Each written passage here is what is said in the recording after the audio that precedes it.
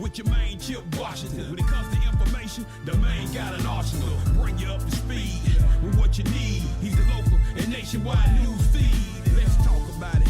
Dialect to do something about it. Chip got the flow wide open if you got questions about it. Man, it's the show that brings you to your raw. To solve all problems, it starts with real talk. Real talk. It's real talk.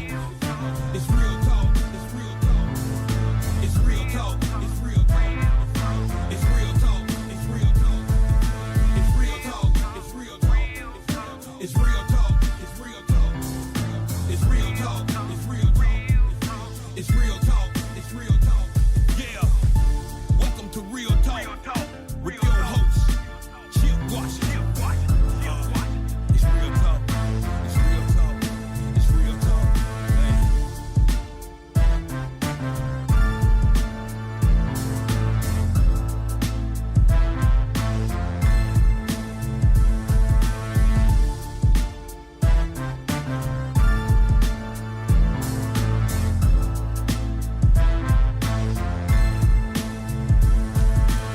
And here we go on this Monday evening. It is the 14th day of July, 2025, 6 o'clock straight up, which means, ladies and gentlemen, it is time for an all-new live edition of Real Talk Memphis.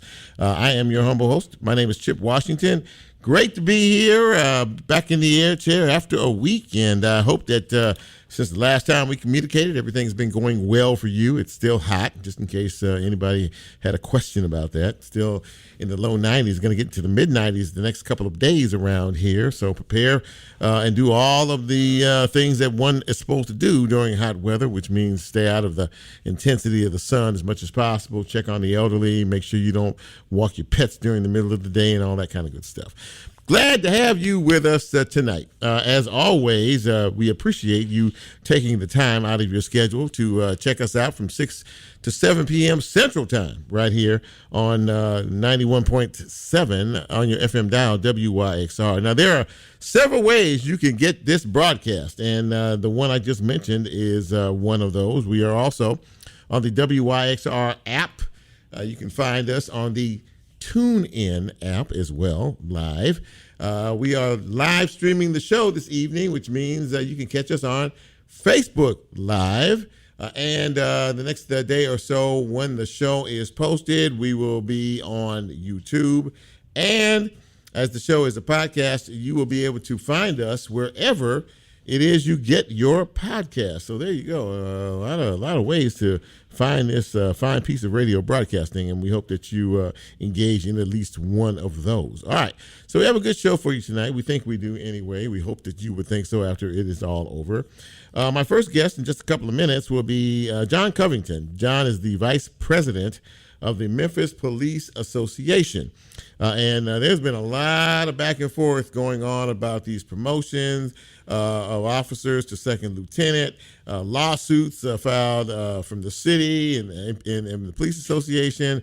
And there's a lot of confusion and a lot of anger in reference to all of this and who's right and who's wrong. And last I read, officers who were promoted to second lieutenant will now be demoted per a court order. We'll sort all of this out with John in just a few minutes. A little bit later on, we will be speaking with Stephanie R. Jones, and Stephanie is the editor of the Tri-State Defender. Now, you know, many of you know the Tri-State Defender has been around here for a long time, and it is the voice of the black folks in this town, African Americans, and she's going to talk to us a little bit about not only the history of the Tri-State Defender. It's an online digital thing now, but a very special event. They do these forums every now and again, and they have a big forum on education that is coming up that they're hosting here in the next couple of days, and she's going to tell us a little bit about all of that. And a little bit later on, we're going to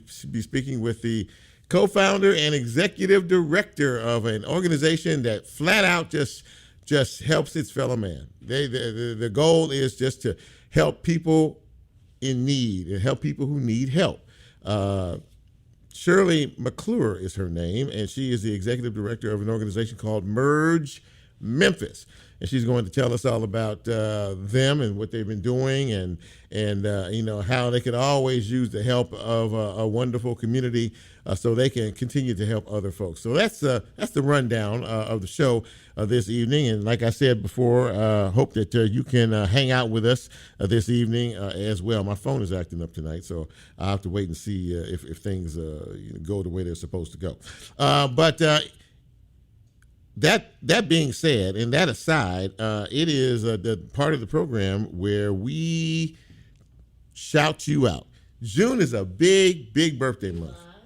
I'm sorry, did I say June? You did. Okay, you heard June, but I meant July. It was thinking July. But anyway, July is a big, thank you, Lola, but July is a big birthday month, and this day is no exception. But we like to shout you out and make you feel special on your special day. But we can't do that until I say, hit it, Bren. Happy birthday! All right, let's go. Happy birthday going out to Martin McCain Sr. today. Happy birthday to Sharon Donovan Williams.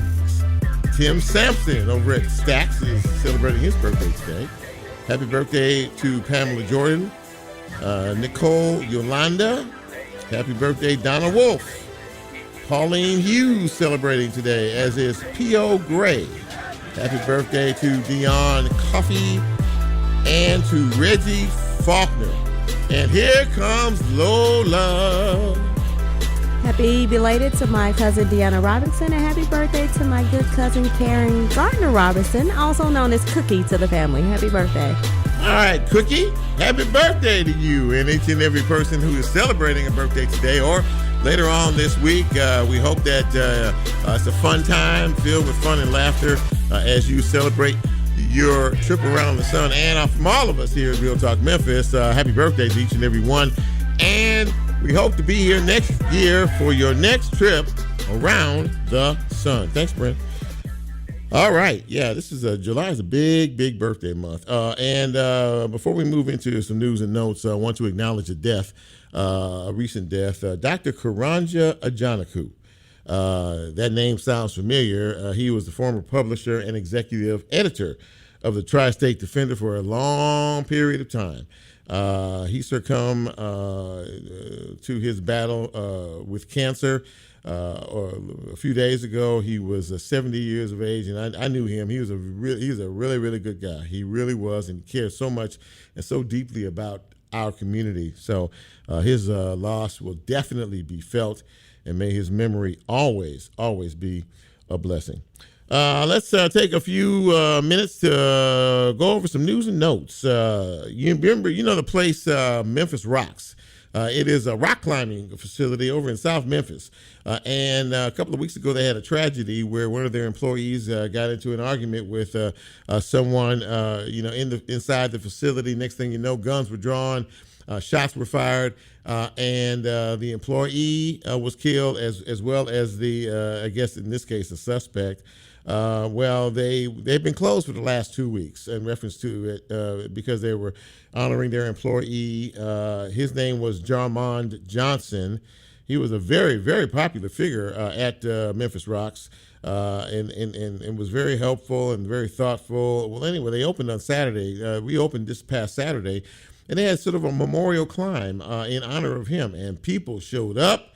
Man, they showed up. It lets you know the sum total of his work on his short time on this earth was felt by a lot of people, and they celebrated his life and, of course, mourned his loss in reference to it. His funeral was held this past Saturday as well. Bellevue Baptist Church has announced that it has now have another pastor, a new pastor, their 8th pastor in the history of that church. The congregation voted for Ben Mandrell to be the next leader and pastor of the church. The 48-year-old CEO of Lifeway Christian Resources will succeed former pastor Steve Gaines, who himself is battling cancer as well. Now, this next story I find to be very interesting on a couple of levels. It's a crime story, but it has a particularly interesting ending. So let me jump into this. An 18-year-old is accused of 2 counts of carjacking attempted aggravated robbery, and evading arrest, among many other charges. In one of the crimes, because there was more than one that happened on Friday, a would-be robbery victim was approached by 3 armed men demanding money. He said that he did not have any money, so they forced him inside the store at the gas station, or followed him inside the store and demanded that he buy them something.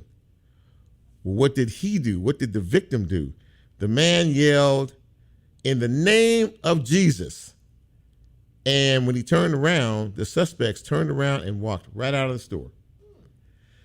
So that just says, now, let that sink in for just a minute. And that says to me, you don't play with the power of God. You don't do that. Okay, and clearly something happened at that particular moment. Divine intervention, whatever you want to call it, however you want to address it, yeah. In the name of Jesus. And they turned around and walked right out of the store and took off. There you go. That's all. There's nothing else to say behind that. Just think about that for a minute. And one final note, news-wise, Jerry Green, city councilwoman, first-term city councilwoman, city of Memphis, announced this afternoon that she is running for governor of the state of Tennessee. She made the announcement in Nashville, and she made it here later on this afternoon. So, I guess my question to you is the state of Tennessee ready for a female governor? That's something you have about a year or so to think about between now and election time. And while we're talking about that, is the county of Shelby, or Shelby County, are they ready for a female mayor? Heidi Kuhn, criminal court clerk, she's running for mayor of Shelby County. What do you think, Lo? Yeah, well, we'll see what happens. All these elections coming up next year. So in any event, that's a look at news and notes. Appreciate you being here. Let us take a break. And when we come back, we will begin this little ride we like to call Real Talk Memphis. I'm Chip. You know who you are. Don't go away. We're just getting started.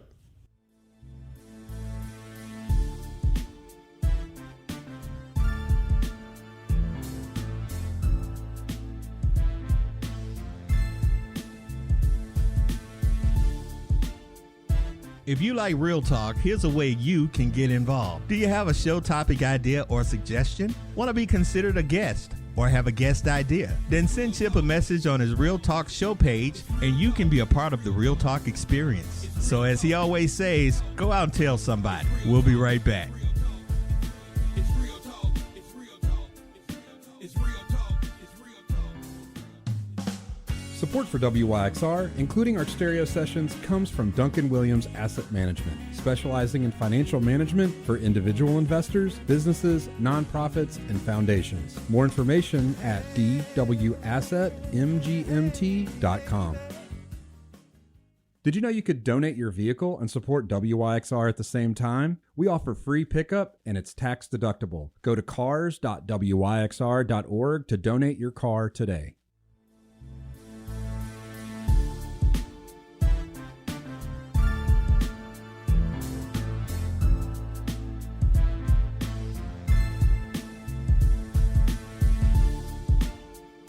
Get Real Talk on the TuneIn mobile app under WYXR, and he's now streaming live on Facebook. And you can also catch a rebroadcast on YouTube. Just put WYXR in the search box and hit subscribe. Now back to more Real Talk with Chip Washington.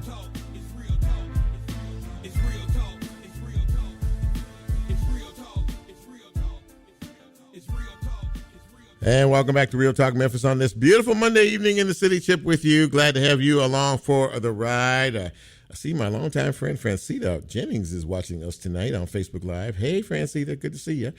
Coleman Thompson as well. Now, my first guest is she's been on with us before. He's fighting a good fight with the Memphis Police Association in the union. He's the vice president, as a matter of fact, of the Memphis Police Association. His name is John Covington, and John joins me now. And John, there's always something interesting to talk about. Now, this particular issue that we're about to talk about now with these promotions and these second lieutenants, this has been going on now for years, back and forth, lawsuits flying back and forth. Fill us in on where we are right now and what happens next.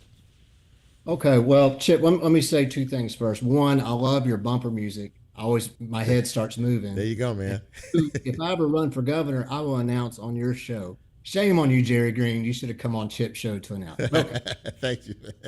But, well, I have to give a little, it's kind of complicated. Yeah. So let me give a little bit of backstory. I'll try to make it concise as I can. But back in 1978, officers went on strike, and we got an MOU, which gives some limited rights. And what was agreed upon was if we don't agree with the city, we go through something called mutual binding arbitration, where an arbitrator decides who's right, who's wrong. Right. For 4 decades, what the arbitrator ruled is what sometimes we won, sometimes they won. It was fine. So jump ahead to just 2 or 3 years ago, and we had the idea we wanted to increase promotions and have more supervision on the street. We came up with the idea of a field sergeant. Right. And then we started negotiating with the city, and at some point they decided to go their own way and create a second lieutenant position, which created some problems because they were allowed to jump. We usually go patrolman, sergeant, which is an investigator, and then lieutenant. Second lieutenant was allowed patrolman to jump sergeant. So about 300 sergeants waiting in line were not happy about that. MOU says to be a supervisor, you have to have 2 years of investigation, 5 years of street work, 2 years of investigative work. And second lieutenants didn't get that. So, and we filed a grievance to go to arbitration, but the city held the test and promoted while the arbitrator was debating, or while he was doing his thing, arbitrating, I guess. And everybody who took that test, we didn't dissuade from anybody, but we said, this is illegal by the MOU and we will fight this. So just understand, we're not telling you not to take it, but if you do, just realize it could go away. Okay. So they all knew going in. So they ended up, they went through with the promotion, and we had a lot of other officers upset because they felt like their career path was blocked. So the arbitrator ruled in our favor, and the city didn't like that, so they took us to circuit court. Circuit court ruled in our favor.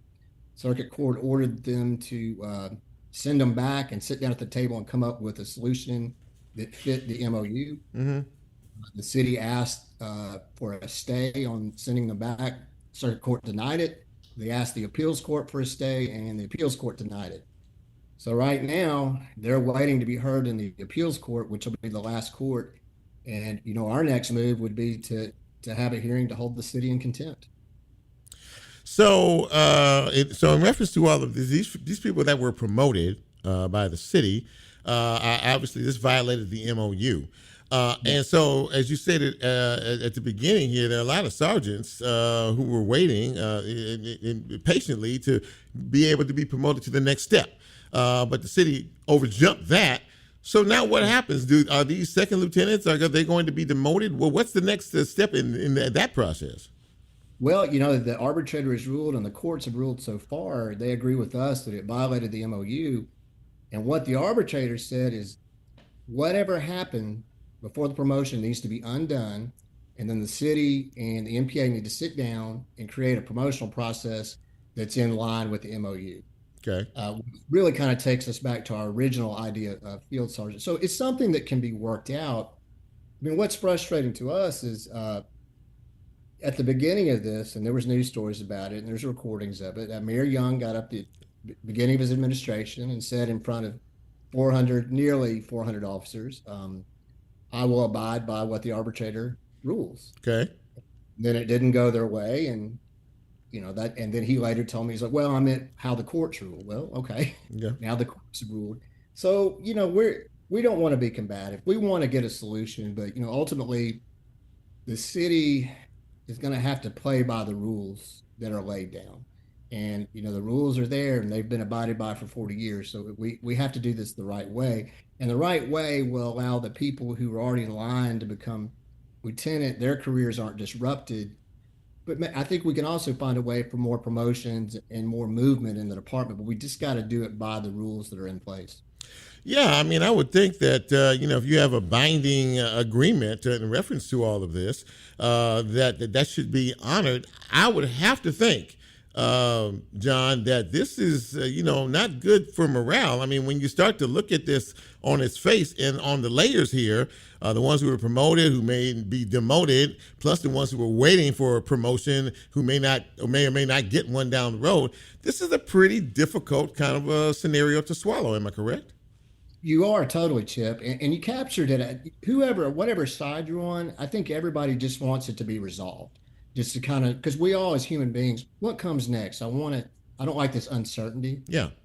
And so that's what we're really battling. And and another thing I should throw out is, you'll hear a lot of things in the news. The second lieutenant thing was thrown out as it was going to be more supervision on the street, but a third of them aren't in the street; they're in administrative roles.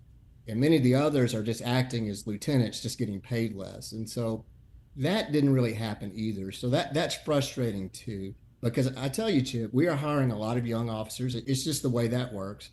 Bill Clinton put a lot of money out for police departments to hire a bunch of officers back in the 90s. Mm-hmm. Well, they're all hitting retirement now because there was a big growth at that time. Mm-hmm.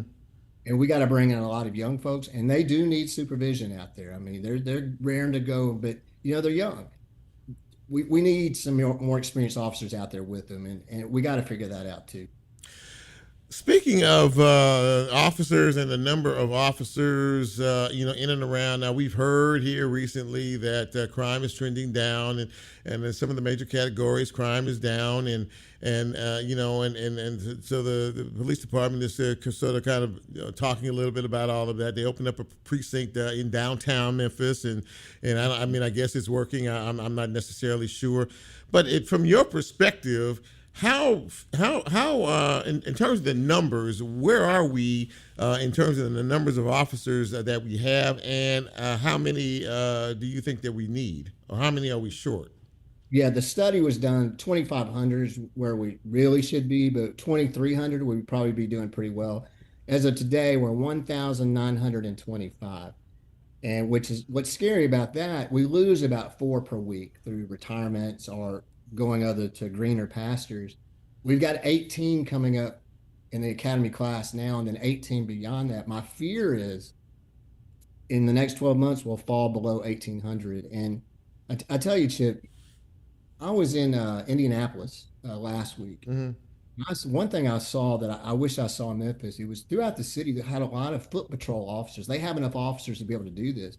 I saw helping an old lady across the street. They were just out there talking to people, talking to businesses, and I've never felt so safe. And and we need to get our numbers up. That's how you really get crime down. And I get there has been some drops, but this is kind of, and I don't mean this to sound flippant, it is because this is serious business. But if I got a cousin who's drinking 8 bottles of bourbon a night and he's down to 7, I'm still worried. Somebody else put it, it's just as easy to drown in 9 feet of water as it is in 10 feet of water. Our numbers are so high that, even drops, we are so far above the national average. It's really frightening. And the people who bear the brunt are the citizens of Memphis, and it breaks my heart because we have so many good people in the city. Yeah, we really do. Did you, what was your reaction when the head of the FBI said not too long ago that Memphis was the number one for homicides in the entire country? What was your immediate reaction to that when you heard that? Well, he was off by a year. Right. He was, but it's always kind of embarrassing when you see that kind of stuff. But it's also real talk in the sense that our aggravated assaults are very high, our homicides are very high, and we can't really look at that with rose-colored glasses. And we have to be honest, because if you're going to solve a problem, you got to face it head on and admit. And let's face it, again, whenever I go to another city, and maybe you've experienced this as well, I get to another city and the Memphis starts to drop away from me where I'm not looking over my shoulder or on alert the whole time. And I just hate it's almost the citizens of Memphis kind of have a level of PTSD because, you see stories in the media like bullets coming through windows and hitting children. As a parent, I can't even imagine. Yeah. And so I just get so frustrated because the citizens deserve more and deserve better. They really do. And, I was telling some folks, I was out of town recently, and it's interesting. I was on the West Coast, and I had two people ask me. One of them was on the plane, and another one was in the city of L.A. They know I'm from Memphis, and they said, speaking of Memphis, what's going on in Memphis? I mean, and that really bothered me because, you're talking 2,000 miles away, and they have their own issues. But when you bring up where you're from and the city that you're from, and the first thing somebody says is, "Man, you guys got some problems down there in Memphis," and I just didn't. I was really bothered by hearing that, and so I sort of resonated with what you said a minute ago. But there's something about that doesn't make you feel too good. No, it's right. And sometimes, and I've had this experience too, like this weird pride in Memphis that we're a tough town, we're a hard town, and we are strong. We are grit and grind. But yeah, I hate that crime is the narrative out there. But, we have to be honest about it. It's really high. And to not address that and face it head on is doing a real disservice to the people of the city. Because, 90% of people just want to raise their kids, be able to go to the store. They won't not worry about their grandma, in her neighborhood, something going on in her neighborhood. We just all want to get by and be happy. Yeah. But man, it's just nonstop. Well, when I look at the whole of the city, and you're right. I mean, we have a pride here, and there are some good people in this city, and there's a very small percentage of folks, who can ruin that for the majority of people in this city. You have talked in the past to me about, man, wouldn't it be great if we could go back to the days of being on the streets again, policing, that one-on-one interaction. That really has been proven, has it not, John, to be in other places a very successful enterprise when you can get out and really understand your neighborhood, your community, and the people that lie in those? That's the key. And whenever I talk about increasing numbers, I think sometimes people misread it. I'm talking about just the enforcement part. That's important, obviously, but it's also about having time to, as you say, get enmeshed in these neighborhoods, talk to the pastors, the teachers, the business owners, the kids, and build that trust, because that's how you really get to where you need to be. And a lot of people are supportive of community policing, but a lot of times different definitions of what that is. To me, what it was when I first came on, we had the numbers. I got to know so many parents and business people and kids, and because I had time in between calls, it wasn't call to call to call. And now I talk to these people on the streets. They're just running the whole time, and it compounds. It makes it worse because we're not building those relationships that we need to. Yeah, it's a challenging scenario, John. It's always good to see you and have you on the show. I appreciate you because you're a very honest individual, and you've been doing this for a long time. Please keep us posted on what happens down the road, with this in terms of this whole situation with these officers and promotions and the whole 9 yards. But I thank you, man, for taking the time tonight to come on. I really do. Thank you so much. Well, I want to thank you too, because I think a lot of time the media fails us in media voices, but you don't. You're honest and it's real talk. And just like the song says and the show says, and I really appreciate what you do, man. You always know if you call, all you got to give me is 10 minutes. I'll be on. Don't worry about me. Thank you, John. I really appreciate it. You stay safe out there, man. Thank you so much. Okay, buddy. There you go, ladies and gentlemen. A bird's eye view of what is happening, with our law enforcement. We don't get the whole story. This is the bottom line to it. That television news is a minute and 20 seconds, from beginning to middle to end. And you really don't have the conversation that you really need to have with people who can share what they know from a knowledge-based perspective. So I really appreciate John. Every time I call him, he's always available to chat with us.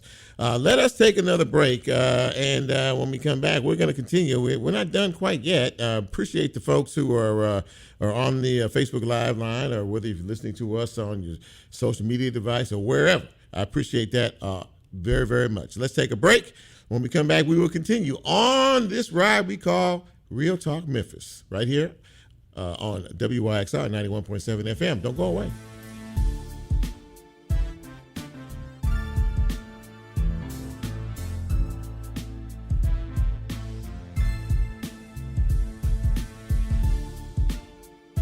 If you like Real Talk, here's a way you can get involved. Do you have a show topic idea or suggestion? Want to be considered a guest or have a guest idea? Then send Chip a message on his Real Talk show page and you can be a part of the Real Talk experience. So as he always says, go out and tell somebody. We'll be right back. It's real talk. It's real talk. It's real talk. It's real talk. Support for WYXR and the 2025 Stereo Sessions comes from Independent Bank, serving Memphis, its businesses, and the greater community. You can find more information on how iBank can help you navigate your financial journey and hear client stories at i-bankonline.com. Want to reach a passionate audience who loves Memphis's arts and music scene? Sponsor WYXR and connect your brand with the city's creative community. More information at wyxr.org/sponsorship.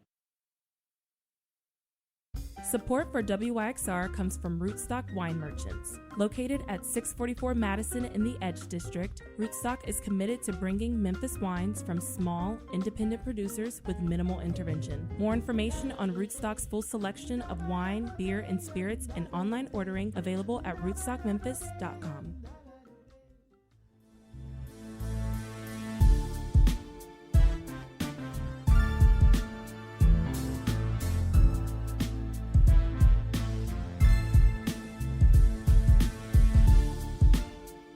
Get Real Talk on the TuneIn mobile app under WYXR, and he's now streaming live on Facebook. And you can also catch a rebroadcast on YouTube. Just put WYXR in the search box and hit subscribe. Now back to more Real Talk with Chip Washington. It's real talk. It's real talk. It's real talk. It's real talk. It's real talk. It's real talk.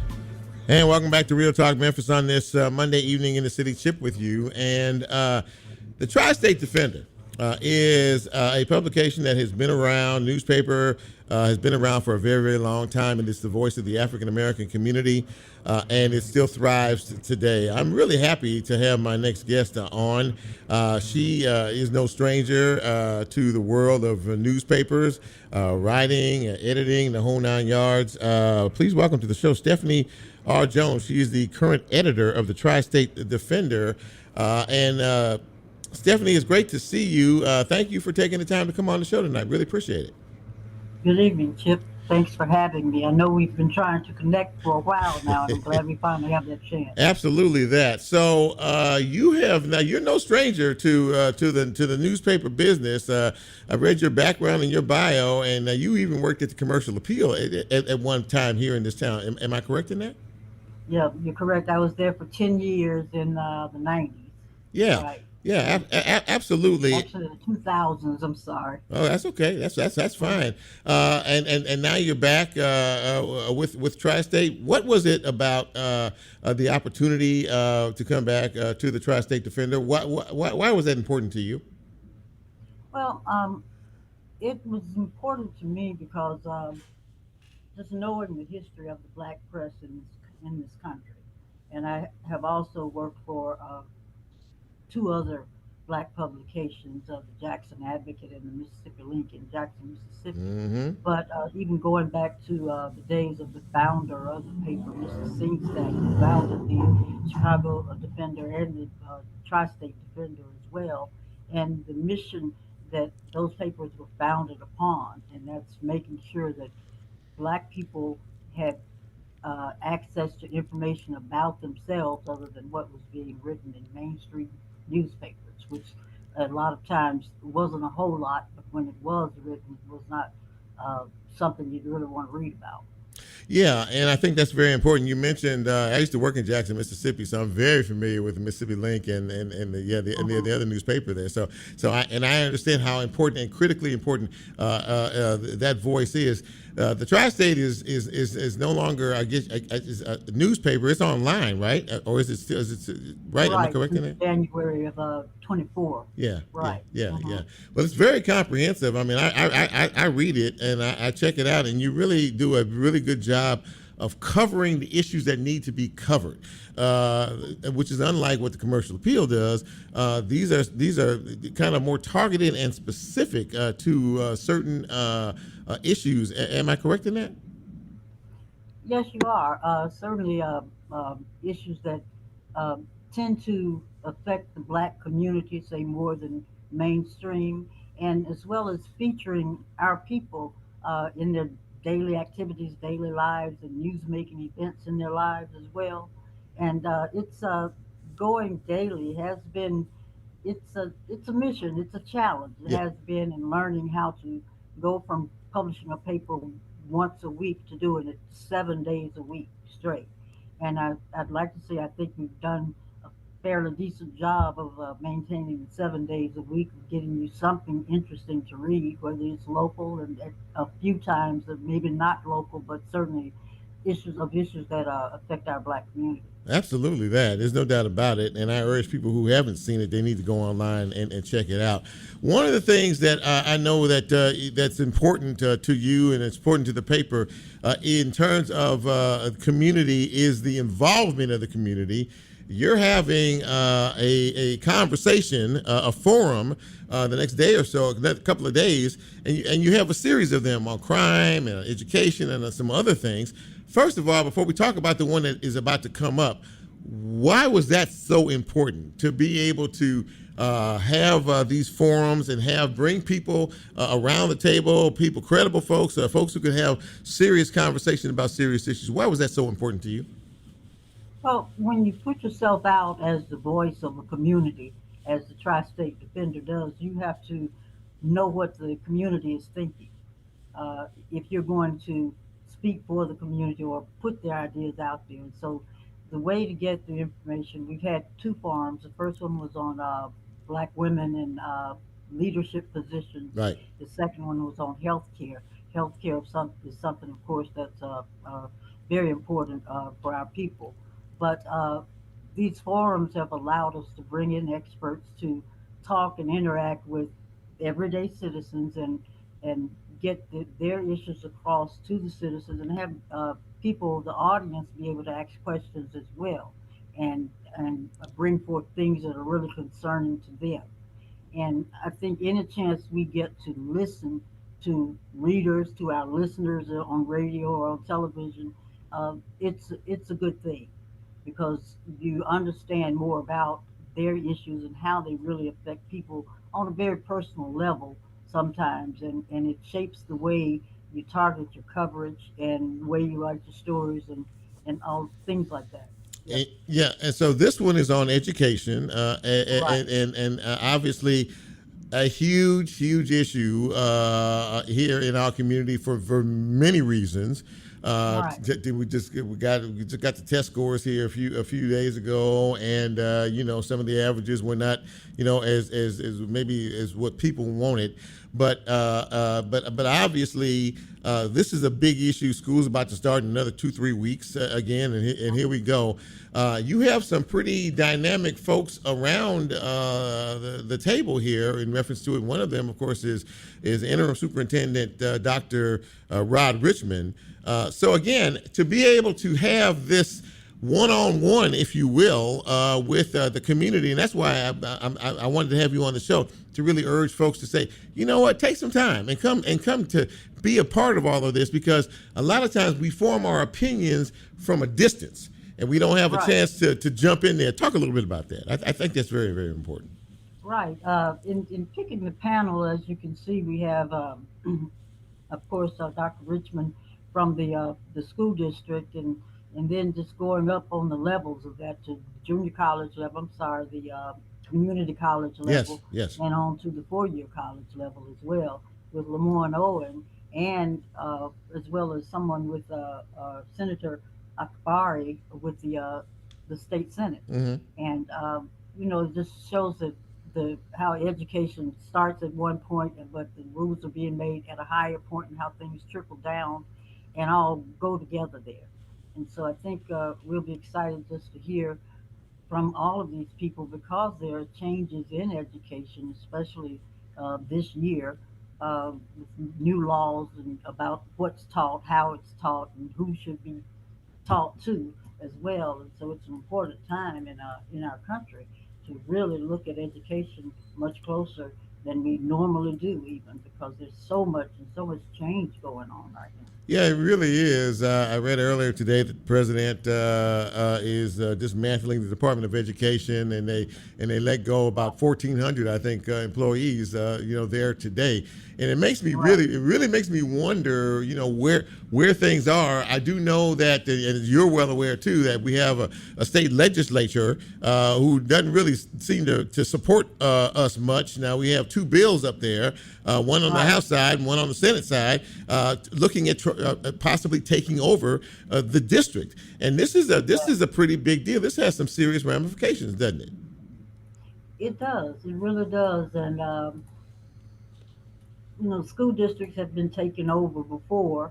Some have come out for the better on the other end of it, but it's a tough thing to do when somebody who is not in your city and doesn't understand all the dynamics of education in Memphis and Shelby County has decided that they can do a better job than the people in Shelby County. And so for one, I'm hoping that does not happen, that they will take over.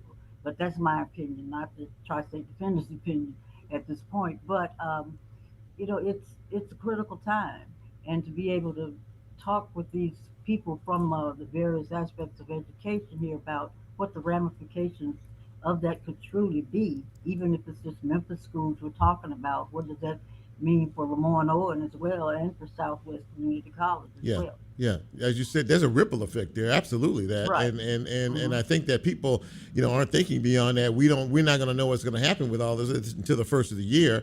But I saw an article over the weekend with Representative White and Senator Brent Taylor. Both the authors of these bills, and they seem pretty headstrong in something needs to happen one way or another. We have an elected school board here. Now, whether you support them or you don't support them, they were elected to represent Memphis and Shelby County schools. Right. And this would directly impact, their authority to be able to do so by bringing in folks, either appointing folks or appointing other people who are, it's a very, very confusing issue. And it really doesn't, many people have said, and I'm sure you've probably heard, Stephanie, that the voices of the individuals in our city, especially those who were attending those contentious school board meetings late last year, the voices of the citizens were not heard. This is why I think that what you're doing is so valuable to people to be a part of this. I think even if the voices were heard, they just weren't listened to. Well, yeah. You can hear something and say, well, it does not matter. And that's sort of the sense that I get when public meetings sometimes are set up around these issues. They do it just for face value, and they're not really listening in the beginning. Sometimes their minds are made up. It's critical, I think, that we find ways, whether it's in our writing in the newspaper, to really make the voices heard. Put the pressure on some sort of way to say, hey, we see you're not listening, but we have to do more to make you listen to what we're saying here. And where there's proof of what we're doing, we need to make sure we're getting that proof out there so we can stand by what we say when we want somebody to listen to us. Finally, before I let you go, please let everyone know about the event that is coming up, the Forum on Education, the where, and the time and everything else that you want them to know about coming out to support that. Okay, sure.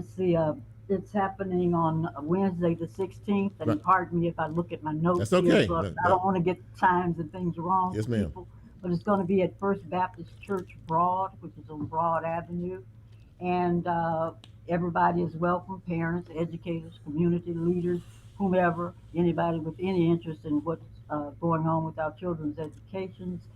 And the panel is going to include Senator Rashmesh Akbari. I'm sorry if I didn't get that quite right. Still sort of new to the job. Yes, okay? yes, ma'am. That's And okay. Dr. Christopher Davis from Lemoyne Owen, he's Right. the president there, and Dr. Tracy Hall, president of Southwest Tennessee Community College, and of course Dr. Rodman from Shelby County, Memphis Shelby County Schools. Yeah. And it's going to it shouldn't last a whole long time, a couple of hours, but it will be a panel discussion. Deirdre Malone, Vice President of Tri-State Defender, is going to lead the discussion that evening.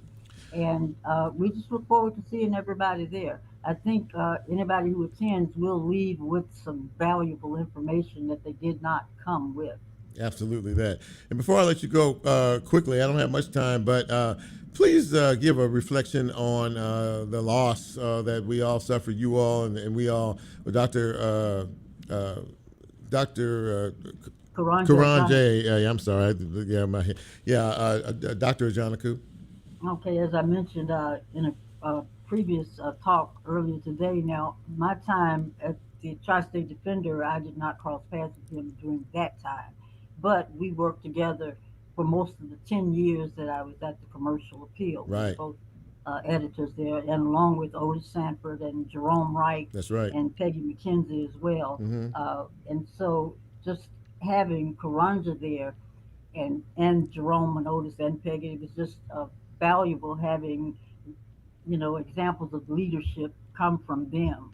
When I moved to Memphis, I'd never really been to Memphis much before that. And so Karanja, especially, he was sort of a steady sort of guy to me. Sometimes I could be a little bit hot-headed, but he was always that calming voice. Yes. And it's just no matter when I had a conversation with him, it was always a positive conversation. And I too miss him. And when the opportunity to take this job at the Tri-State Defender came up, he of course was the first one I got an email from, and the first one I wanted to talk to as well. Yes, ma'am. Because I know from what I'm hearing from the people who are with the Tri-State Defender now, I certainly have big shoes to fill, and I look forward to that challenge. Absolutely that. Yeah, Karanja was a great guy. Thank you so much for taking the time to come on the show tonight. Stephanie R. Jones, the editor of the Tri-State Defender. Thank you, and best of luck at the event on Wednesday night. Thank you very much. Thank you very much. Okay. There you go, ladies and gentlemen. These are serious issues that we're dealing with out here, and when the opportunity arises for you to be a part of a conversation, you should jump at it. Absolutely that. So we thank Stephanie for coming on the show tonight. Let's take one final break. When we come back, we will continue. We'll talk about an organization that is doing amazing things in our community. This is Real Talk Memphis. I'm Chip. Don't go away. We'll be right back.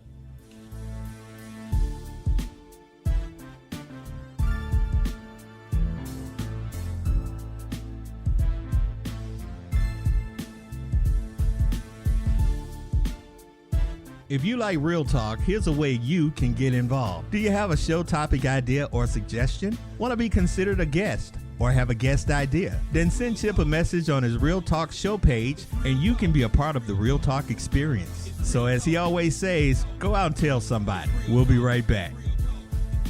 It's real talk. It's real talk. It's real talk. It's real talk. Support for WYXR comes from the Museum of Science and History, presenting The Return of Laser Live, a monthly concert series running July through November in the AutoZone Sharp Planetarium. Each event features live bands with laser light shows, with WYXR DJs providing a pre-show set at 6 p.m. More information and tickets can be found at moshmemphis.com/laser-live. Support for WYXR comes from Mempho Presents, featuring the Outlaw Tour 10th Anniversary Show at Radiance Amphitheater on Friday, June 27th, featuring Willie Nelson and Family, Bob Dylan, Nathaniel Rateliff and the Night Sweats, and Trampled by Turtles. Tickets and more information at memphopresents.com. Programming on WYXR is brought to you by a grant from the FedEx Arts Program, providing grants to arts-focused organizations to strengthen the Memphis community through the arts and in alignment with FedEx's charitable priorities of access and stabilization.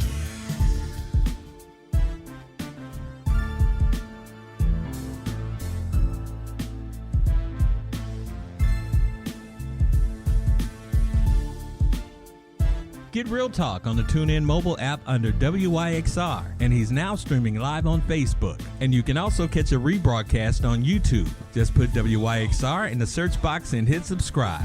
Now back to more Real Talk with Chip Washington.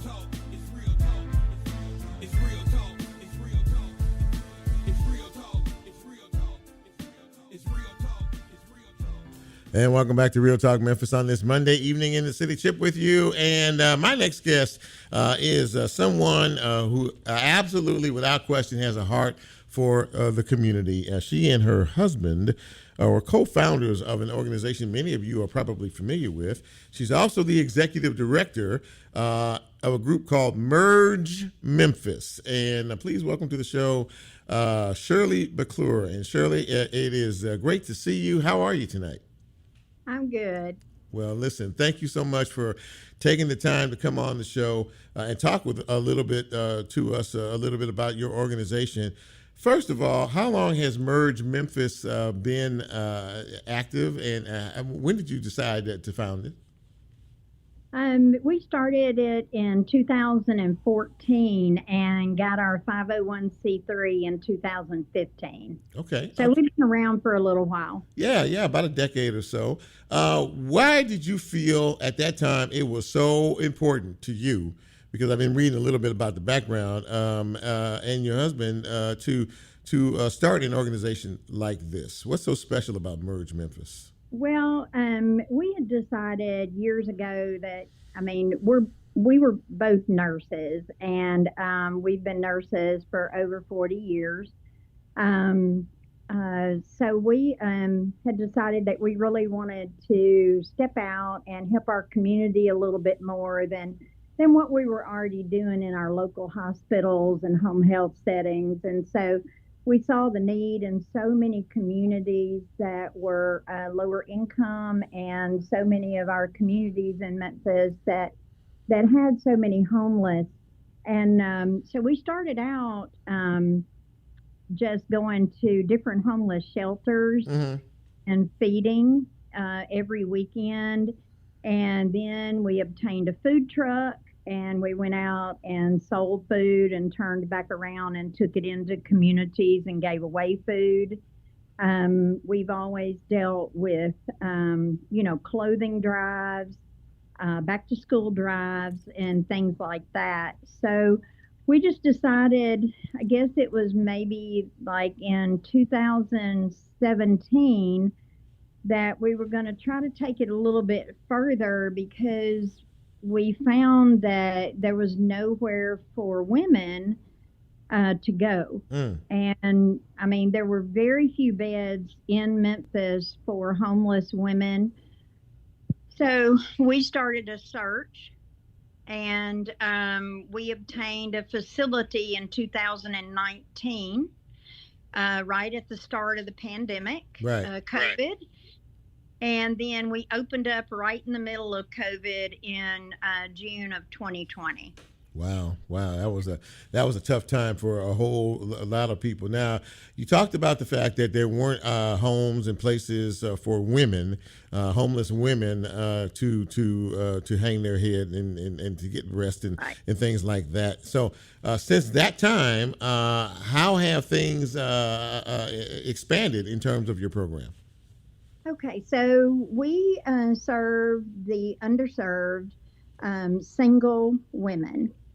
We don't take in children at this time. I would love to, but we don't do that at this time. But single women with mental health, substance abuse, incarceration, and domestic violence survivors are who we serve.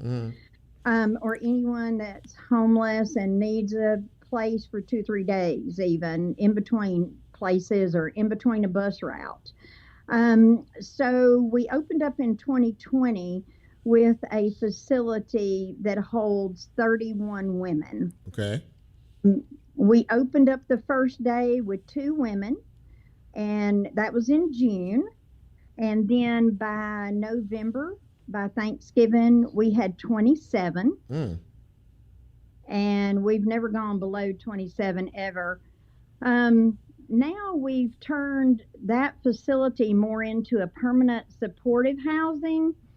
So we have 15 permanent supportive housing beds. So that means that those women, if they choose to stay there, that's their address now.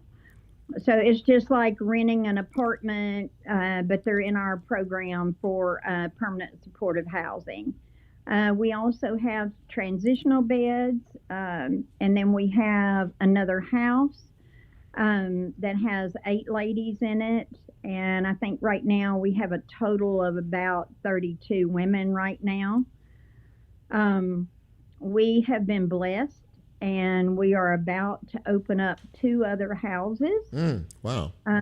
Yeah, hoping to open up the next one August the 1st. And that'll be a special day for that. We're hoping to do that on August 1st. And then the other house, I'm hoping it'll be open by the end of August. And that will house us about 20 more women. What you're saying here, if someone is really paying attention, is that this is a very serious problem. That people need to really understand that you're not just. I mean, this is a big problem in our community, and this is something that we need to face. And obviously, you're trying to do all you can to help, but people really need to understand that this is a serious issue, isn't it? It's a very serious issue, and at all times, Chip. I mean, at all times. We've got a waiting list of anywhere up from 15 to 25 women. Wow. Yeah. That. I mean, again, a lot of us like to sort of, we know something is going on, but we really don't want to get ourselves involved in things like this. This is why it is difficult, and this is why I like to do stories like this, because I want people to understand that yes, we do have some complicated issues out here, but that there are people who are willing to help. And you can't do what you do without the kindness of others, I would imagine, in terms of partnerships and things like that. Absolutely not. We have the most wonderful groups of people that help us out. We've got different churches in the communities. We've got, just organizations. We've got a group from UT Health Sciences that comes. We've got people from University of Memphis that come over and help us out. We do life skill classes and try to get the women back to being more of a productive citizen. Right. Okay, Right. I'll put it that way, so that they can feel better about themselves. But mental health is, people tend to shove that under the rug. Mental health is such a prevalent problem in the homeless community. Right. And if you don't deal with what the problem, the root is, they're going to get stuck, and they stay stuck. Yeah. So we have to help out in all kinds of ways. Before I let you go, we're at the top of the hour, but how do people, if people want to help, if people want to know more about Merge Memphis, how can they get in touch? Okay. Merge, MERGE, Memphis.org is a website. There's a place there you can volunteer. There's also a donation page there. We love donations, of course. We love volunteers. Also, we have Chicken and Beer, a fundraiser coming up on August the 16th. Mm-hmm. iHeartRadio does that, and we're their nonprofit for that event. Wonderful. So that buy tickets for that. Yeah. That is August 16th, and it's over at the Liberty Bowl Stadium, and you can buy those tickets at Chicken and Beer Memphis. Also, we got a chili cook-off coming up in November. So if you're interested in anything with that, you can ask me about that on the website also.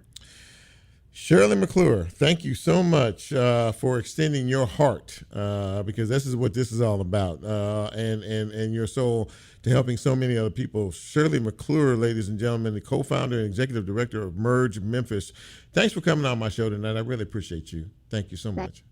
Thanks, Chip. All right, thank you.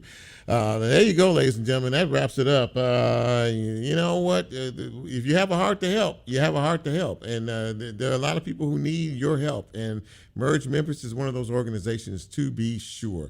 As Brent plays this out, don't go anywhere, because his show, Event Horizon, is on the horizon. He'll be on in about a minute or two, getting ready to do his thing. You know, there's going to be a time when I leave this station at 7 o'clock when there's going to be like a fan club of little girls out here waiting to get close to him. Before it's all said and done. I know he just hates when I say that. But listen, thank you all for being a part of what we do here at Real Talk Memphis.